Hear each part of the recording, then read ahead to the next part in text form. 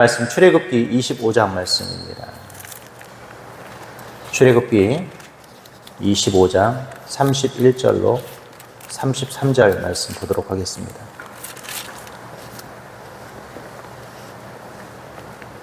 출애굽기 25장 31절로 33절 말씀입니다. 우리 같이 한번 읽도록 하겠습니다. 너는 순금으로 등대잔을 쳐 만들 때에 그 밑판과 줄기와 장과 꽃받침과 꽃을 한 덩어리로 연결하고 6가지 등대잔 곁에서 나오게 하되 다른 3가지는 이쪽으로 나오게 하고 3가지는 저쪽으로 나오게 하며 이쪽 가지에 살구꽃 형상의 잔 색과 꽃받침과 꽃이 있게 하고 저쪽 가지에도 살구꽃 형상과 잔 색과 꽃받침과 꽃이 있게 하여 등대잔에서 나온 가지 6을 갖게 했으며. 아멘. 여러분은 그런 생각해 보신 적 있습니까? 나의 죽음이, 나의 마지막 순간 내 모습은 어떠했으면 좋겠는가라는 생각들입니다. 여러분 어떻게 죽고 싶으세요? 요즘 많은 사람들이 웰다잉에 대한 이야기도 많이 하고, 여러분들이 마지막 죽었을 때 여러분들이 어떤 평가를 받을 수 있을까? 내 죽음은 정말 누군가에게는 안타까움이 될 수 있을까? 아프리카에서 선교를 하다가 거기서 생애를 마감한 어느 선교사에 대한 이야기입니다. 그가 사역을 마치고 돌아가셨을 때 그 지역 원주민들이 그 선교사의 비문에 이렇게 기록했다고 그래요. 당신이 이곳에 올 때는 어둠이더니 당신이 떠나간 지금 우리는 빛 가운데 있습니다. 라고 이런 평가를 받았다고 해요. 여러분은 어떤 평가를 받을 수 있는 죽음을 준비하고 계십니까? 오늘 꼭 이 자리가 꼭 장례를 앞둔 자리인 것 같은데, 오늘 우리는 가끔 그런 생각을 해야 될 것 같아요.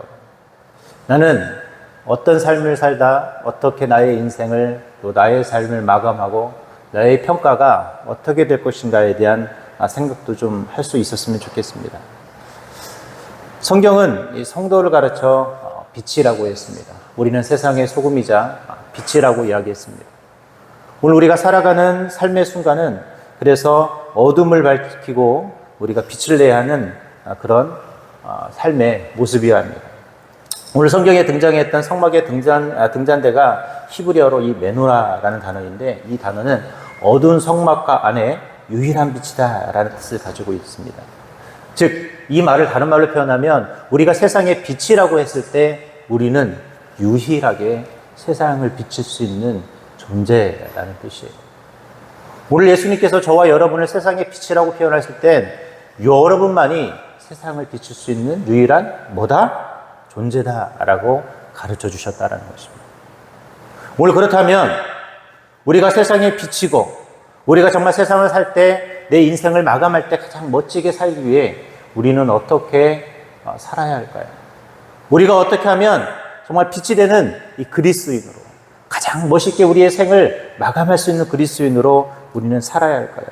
오늘 이것을 우리 읽었던 본문을 통해서 같이 나눌 수 있기를 바랍니다. 첫 번째로 우리에게는요, 진실한 믿음이 있어야 한다는 것입니다. 오늘 보면 31절에 보면 너는 순금으로 등잔대를 처음 만들되 라고 했어요. 이 성경에 등장하는 이 순금, 우리가 순금은 몇 프로를 가르치죠? 몇 프로예요? 100%라고 말하시면 안 됩니다. 가짜예요. 99.99 시작하죠. 절대 100%는 알 수 없지만, 우리가 보통 순금이라고 말하는 순금은 불순물이 거의 섞이지 않은 말 그대로 순수한 금을 우리가 순금이라고 합니다. 즉, 이 말은 우리가 믿음으로 살 때 누구에게 보이려고 하는 믿음이 아닌 진실된 믿음으로 살아야 한다는 것입니다. 어떤 분이 그랬잖아요. 우리 많은 사람들은 하루에도 가면을 수십 개, 수백 개를 가지고 산다라고 이야기합니다. 이 말은 뭐예요? 나의 본 모습을 붙여주고 싶지 않아서 어떻게 하는 거예요? 다른 사람들에게 나의 가짜의 모습을 보여줍니다. 때로는 싫어도 웃어야 하고, 때로는 슬퍼도 웃어야 하는 그런 상황. 누가 미워도 사랑하는 척 해야 하고, 이런 모습으로 살아가는 것이 우리의 모습이기도 합니다. 오늘 어제 여러분의 모습은 어떠셨습니까? 어제도 여러분 가짜의 모습으로 많이 살고 다 오시지 않았나요? 우리의 모습은 좀 그럴 수 있어요. 근데 우리의 신앙조차도 우리는 때로는 가면을 쓰고 신앙생활을 할 때가 많다라는 것입니다. 교회 와서는 멋진 봉사자이고 교사이고 직분자이고, 그런데 세상에 나가면 그보다도 못한, 정말 세상 사람들보다도 못하게 살아가는 나의 모습들은 아니었는지 한번 되돌아볼 수 있길 바랍니다. 저도 목사이기도 하고 아버지이기도 하고 남편이기도 하다 보니 때로는 어려울 때가 너무 많아요. 가끔 저희 와이프가 저를 아주 팩폭을 할 때가 있는데, 뭐냐면 당신은 밖에서는 목사지만 집에서는 뭐죠? 남편이고 아빠다. 뭐 그런 얘기를 할 때가 있죠. 즉 이 말은 뭐예요? 남편답게 아빠답게 가정생활을 하라라는 얘기를 하는 것이죠. 우리는 나도 모르게 가짜의 모습으로 신앙생활을 하고, 우리가 정말 그리스도인임에도 불구하고 정말 하나님이 원하는 우리의 신앙생활을 하지 못할 때가 너무 많다라는 것입니다. 교회에서는 정말 뭔가 있는 것처럼 보이고, 남들이 보이는 것처럼 멋지게 기도도 하고 전도도 하고 사명도 감당하고 헌신도 하는데, 실제 나의 삶의 모습에서, 실제 내 생활에서, 직장에서 나는 어떤 그리스도인이었나 한번 되돌아볼 수 있어야 합니다. 성경은 우리를 가르쳐 종종 순금과 같아야 한다라고 이야기합니다. 순금 말 그대로 아주 금에 가까워요. 불순물이 거의 없는 그런 깨끗한 모습이 될 때 우리는 그것을 순금과 같다라고 이야기합니다. 오늘 우리의 삶을 우리는 그래서 순금과 같은 믿음으로 만들어 나가야 합니다. 어제의 나의 모습과 그래서 오늘의 나의 모습은 달라야 한다는 거예요. 어제 여러분이 80%였다면 오늘은 81%가 되셔야 해요. 순금과 같이 우리는 매 순간 달라져야 합니다. 그런데 우리는 여전히 어제도 오늘도 아니면 심지어 더 불순물이 많이 묻어가고 있는 신앙인들은 아닌지 되돌아볼 수 있길 바랍니다. 오늘 주님이 저와 여러분이 세상에 멋지게 빛이 되는 그리스도인으로, 우리가 정말 어찌 보면 가장 아름다운 우리의 생을 멋있게 마감할 수 있는 우리의 모습은 우리가 순금 같은 그리스도인이 되어질 때 가능하다라는 사실입니다. 두 번째로, 우리가 어떤 모습을 해야 우리가 더욱더 빛이 나고 우리의 생이 더욱더 아름답게 마감이 될까요? 그것은 바로 우리가 늘 경건에 이르는 연습을 해야 한다는 것입니다. 저는 아직도 기억나는 것이 있는데, 신학대학원을 딱 입학했을 때 설교학 교수님이 예화로든 한 얘기가 있어요. 그게 뭐냐면, 어떤 신학교에 교수님이 학생들에게 예배 시간에는 무조건 양복을 입으라고 했다고 합니다. 왜 그랬을까요? 알고 보니까 그 교수님이 신학생들이 예배를 경건하게 드리는 외형적인 모습부터 연습을 시켰다라는 것입니다. 사실 오늘 저도 여러분도 그렇게 편하게 입고 왔잖아요. 전 심지어 오늘 면도도 안 하고 왔는데. 여러분, 우리가 하나님 앞에 설 때 우리 외형이 뭐가 중요하냐? 그냥 내 마음이 드리면 중요하지 라고 생각을 합니다. 그런데요, 사람은 외적인 것에서부터 내 마음이 달라진다라는 거예요. 저도 오늘 이렇게 지금 넥타이를 메고 이렇게 옷을 입고 와서 여러분들 앞에 서서 설교를 하니까 설교자 같이, 제가 저 티를 입고 앉아서 슬리퍼를 끌고 반바지를 입고 왔다면 어떨까요? 저는 설교자가, 물론 설교를 하면 할 수 있겠지만 그렇게 멋있게 보이지는 않을 것 같아요. 여러분, 외적인 것에서 벌써 이 연습을 하다 보니 우리가 건강한 예배자가 될 수 있었습니다. 저는 기억나는 게, 예전에 어릴 때 새 옷을 사고 새 신발을 사면 그것을 신고 그것을 입고 교회를 갔다는 생각이 나요. 사기는 월요일, 화요일 날 샀는데 그것을 아껴뒀다가 주일날, 왜 학교를 갈 때 신어도 되는데 꼭 주일날 신고 갔는지 모르겠어요. 오늘 저와 여러분이 교회를 올 때, 우리가 새벽 예배야 그럴 수 있지만, 거룩한 주일 예배를 올 때 내 마음은 어떤 모습으로 오고 있는지 한번 되돌아볼 수 있길 바랍니다. 나는 정말 경건의 모습으로 오고 있는지. 오늘 본문 31절에도 등잔대를 어떻게 만들라고 그랬어요? 등잔대를 쳐서 만들어라고 했어요. 이 친다라는 말은 뭐냐면 망치로 두들겨서 그 모양이 나올 때까지 이쁘게 만드는 것입니다. 여기서 쳐서 만든다라는 것처럼 오늘 이 경건은 연습입니다. 기도도요, 하지 않으면 기도가 되지 않아요. 말씀도 읽지 않으면 말씀이 읽혀지지 않고 들려지지 않는다라는 것입니다. 예배 자리에서 우리가 말씀을 듣지 않으면 예배 시간에 은혜 받는 것 쉽지 않습니다. 물론 하나님의 급격한 은혜를 주셔서 어찌 한번 왔는데 은혜를 받을 수는 있지만 사실 우리가 진정한 은혜, 끝까지 가는 은혜를 받으려면 예배 시간에 하나님의 말씀을 사모하고 듣는 연습이 계속되어야 한다는 것입니다. 여러분, 우리 기도도 마찬가지죠. 기도도 하지 않으면 기도도 연습 잘 되지 않습니다. 오늘 우리는 성경은 늘 우리에게 무엇을 이야기하냐면 우리에게 경건을 연습하라라고 말합니다. 오늘 여러분 이 새벽의 자리가 오늘 여러분이 들려질 하나님의 말씀이 그리고 읽혀질 그 하나님의 말씀이 우리의 삶의 모습들이 날마다 연습되어지는 연습의 모습이 될 수 있었으면 좋겠습니다. 우리가 경건의 연습이 있을 때 가장 멋지게 빛날 수 있는 거예요. 저는 개인적으로 참 야구를 좋아하는데 야구 선수들도 보면요 정말 피나게 연습을 해요. 프로라고 말하는 그 프로 선수들이요 프로와 아마추어의 차이가 뭔지 아십니까? 그곳의 전문가이기도 하지만 프로와 아마추어의 차이는 돈을 많이 받느냐 안 받느냐 차이예요. 프로는요 연봉이 달라요. 프로는 우리가 상상하는 것 이상으로 많은 대접을 받습니다. 왜? 그것의 전문가이기 때문에 그렇습니다. 그런데 그 전문가가 되기 위해서 얼마나 많은 연습을 했겠습니까? 그들이 최고가 되기 위해서 얼마나 많은 노력을 했겠냐라는 거예요. 저도 이렇게 사역을 20년 넘게 하다 보니 나름대로 이 사역에 경륜이 쌓이더라고요. 처음에 전도사를 하고 교육자를 시작했을 때 저와의 모습과 지금의 저의 모습은 너무 달라요. 그리고 제가 체대교회에 처음 왔을 때 저의 모습과 지금의 모습도 너무 달라요. 왜요? 그런 연습이 되었기 때문이라는 것입니다. 근데 이것이 매너리즘에 빠지는 연습이 되지 않기를 바랍니다. 신앙생활 수십 년 했으니까 그냥 교회 오는 거고 그냥 예배 드리는 거고 그냥 봉사하는 거고 그냥 쓰임받는 사명자 이 모습으로 살아서는 안 된다는 거예요. 벼는 익을수록 뭐 한다고 그랬죠? 고개를 숙이는 법입니다. 여러분의 신앙의 연륜이 쌓이면 쌓일수록 그것이 교만이 되지 않도록 주님 앞에 기도해야 합니다. 여러분, 우리의 신앙이 더 성숙해지면 성숙해질수록 겸손해져야 하고 오히려 누군가에게 모범이 될 수 있어야 돼요. 그게 뭡니까? 경건의 연습이라는 것입니다. 내가 낮아지려고 연습하다 보면 정말 낮아집니다. 그래서 예수님도 심지어는 자신의 제자의 발을 닦아주시기까지 하셨잖아요. 오늘 여러분 경건의 연습이 있기를 바랍니다. 그래야 등잔대를 받쳤던 그 등잔대의 받침대처럼 멋있게 만들어 나갈 수 있기 때문에 그렇습니다. 세 번째로 우리가 어떻게 하면 빛이 나는 그리스도인이 되고 우리의 생애를 멋지게 마감할 수 있을까요? 그것은 날마다 성령이 충만하는 삶을 살아갈 수 있기를 바랍니다.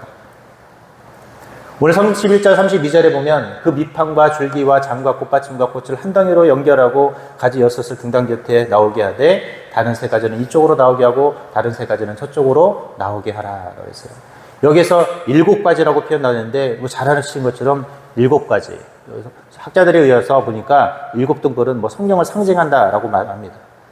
이것을 떠나서 늘 우리의 삶은 늘 성령이 가득한 삶이자 내 자신이 나를 이끄는 삶이 아니라 성령이 나를 이끄는 삶이 되어야 합니다. 제가 여러분한테 설교할 때 가끔 말씀드리잖아요. 여러분 성령 받으셨나요? 받으셨나요? 네. 아멘 아니세요? 여기 있는 분들 예수님을 나의 구주로 고백하시죠? 네. 그러면 성령 받았나요? 안 받았나요? 받았다고 그랬어요. 예수의 영이 아니고 우리가 영이 아니고 하나님의 영이 아니고는 예수 그리스도를 나의 구주로 고백할 수 없다고 그랬어요. 자, 그렇다면 우리는 이미 성령을 받은 사람들이에요. 자, 그렇다면 우리의 삶의 주인은 누가 되어야 합니까? 성령님이 되셔서 나의 삶을 이끌어가야 돼요. 그런데 우리는 늘 내 삶에 성령 충만하지 못한 이유는 성령님이 내주하고 계시지만 그 내주하시는 성령님이 일하는 것이 아니라 내가 늘 나의 삶의 주인이 되어서 나를 이끌고 가기 때문에 우리의 삶은 늘 성령 충만하지 못한 것입니다. 여러분 성령 충만할 때는요, 그래서 내 언어가 달라져요.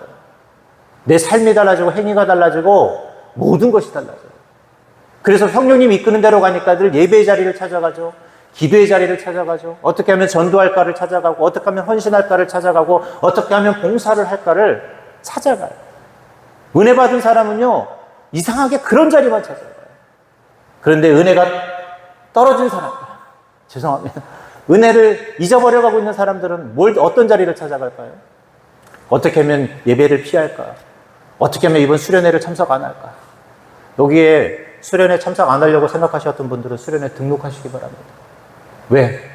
내가 성령 충만하면 은혜 자리를 찾아가고 있기 때문에.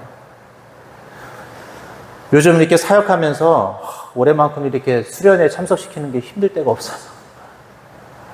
예전에는 이렇게 자기가 못 가면 후원이라도 했는데 후원도 안 왔어요.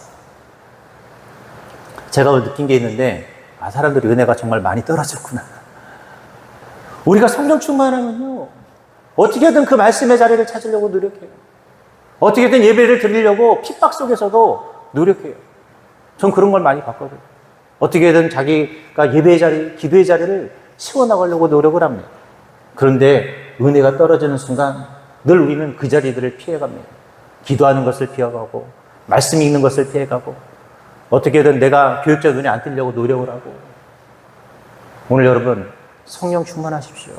성령님이 여러분의 주인이 되어지는 순간 여러분은 늘 은혜의 자리를 찾게 될 것이고, 그 자리가 축복의 자리가 될 것입니다. 그 자리가 여러분 기적의 자리가 될 것이에요. 성경은 반드시 우리에게 그런 것을 이해하게 하고 말하고 있습니다. 오늘 여기 계신 분들 성령 충만하십시오. 이미 내 주 안에 계신 그 성령님이 내 삶의 주인이 될 수 있도록 여러분 멋지게 그렇게 내 자리를 내어줄 수 있어야 합니다. 마지막 네 번째로 우리는 항상 뭐 해야 될까요? 깨어있는 신앙생활을 해야 한다는 것입니다. 오늘 이 성경에 등장했던 33절에 보면 이 살구꽃 형상이 등장하는데, 이 살구꽃이 히브리어로요, 사케드라는 단어예요. 이 사케드라는 단어는요, 이 나무는 다른 나무가 개화하기 전인 1월 하순에 피는 아주 이른 꽃이랍니다. 그래서 이 살구꽃을 가르쳐 뭐라고 말했냐면, 이 유대인들은요, 깨어있는 꽃이라고 그랬어요. 오늘 여러분, 항상 우리는 믿음에 깨어 있어야 하고, 기도로 깨어 있어야 되고, 우리가 항상 신앙에 깨어 있고 영적 분별로 깨어 있는 그리스도인이 되어야 합니다. 우리가 깨어 있지 않으면요, 늘 우리는 넘어집니다. 우리가 깨어 있지 않으면 우리는 늘 시험에 든다는 거예요. 그래서 성경에 보면 우리를 뭐라고 그랬어요? 항상 범사에 쉬지 말고 기도하고, 항상 기도하라고 그랬어요. 오늘 우리는 깨어있는 믿음으로, 깨어있는 삶으로 살아가는 멋진 그리스도인이 돼요. 살구꽃도 깨어있는 꽃인 것처럼 오늘 우리의 신앙도, 우리의 모습도 날마다 깨어있는 그런 신앙, 그런 믿음이 되어야 합니다. 여러분, 잠든 신앙이 되어서는 안 돼요. 어제까지 여러분이 잠들었다면 이제는 깨어서 일어나야 합니다. 잠자는 신앙은요, 내가 지금 무엇을 하고 있는지 몰라요. 내가 지금 어떤 길로 가고 있는지조차도 깨닫지 못할 때가 많다라는 것입니다. 오늘 하나님은 저와 여러분이 깨어 기도하기를 원하고 있습니다. 깨어서 우리가 그리스도인답게 살아가기를 주님은 오늘도 원하고 있다는 것입니다. 오늘 여러분, 깨어있는 신앙, 내가 정말 깨어서 내 삶을 온전히 살아가고자 노력하는 그런 그리스도인이 될 수 있도록 기도해 주셔야 합니다.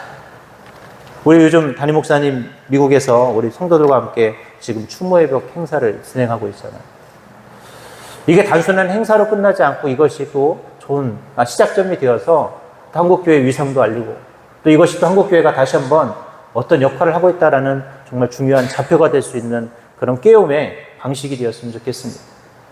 얼마 전에 뉴스를 신문을 보니까 동성애 축제가 이 코로나가 끌리자마자 또 열렸더라고요.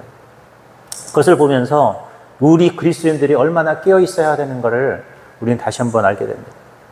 얼마 전에도 이렇게 어떤 분들과 만나서 이야기를 하다가, 요즘 드라마를 보면요, 참 안타까운 게 드라마 하나에 등장하는 씬이 하나씩 있어요. 그게 뭔지 아세요? 동성애. 우리 목사님도 얼마 전에 설교 시간에 내용했지만 이상한 변호사 우영우에도 보면 동성애 문제가 모든 드라마에 요즘은 다 등장을 합니다. 그런데 어떻게 등장을 할까요? 아주 멋있게 등장을 해요. 아마 나중에는 동성애 관련된 그런 드라마가 너무나 당연하듯이 우리의 모습 속에 나타나게 될 것 같아요. 여러분, 깨어있지 않으면 그런 것들에 우리는 잡혀먹게 되어 있습니다. 깨어있지 않으면 저와 여러분은 넘어지게 되어 있습니다. 깨어있지 않으면 예배의 자리를 빼앗기게 되고 생명의 자리를 빼앗기고 되고 사명의 자리를 우리는 빼앗길 수밖에 없습니다. 이제 말씀을 맺도록 하겠습니다. 주님은 우리가 세상의 빛이 되길 원하십니다. 주님은 우리가 세상에서 가장 멋진 빛으로 그렇게 살아가길 원하고 있습니다. 오늘 저와 여러분 빛이 되는 그리스도인이 되길 원합니다. 저와 여러분이 마지막 나의 죽음을 누군가 평가할 때 정말 빛처럼 살았다라고 그렇게 고백할 수 있어야 돼요. 우리의 자녀들의 입술에서, 우리 이웃의 입술에서 그런 고백들이 나타나는 그리스도인이 될 수 있도록 그렇게 살아가는 멋진, 정말 빛나는 그리스도인들이 되시기를 주님의 이름으로 기도하겠습니다.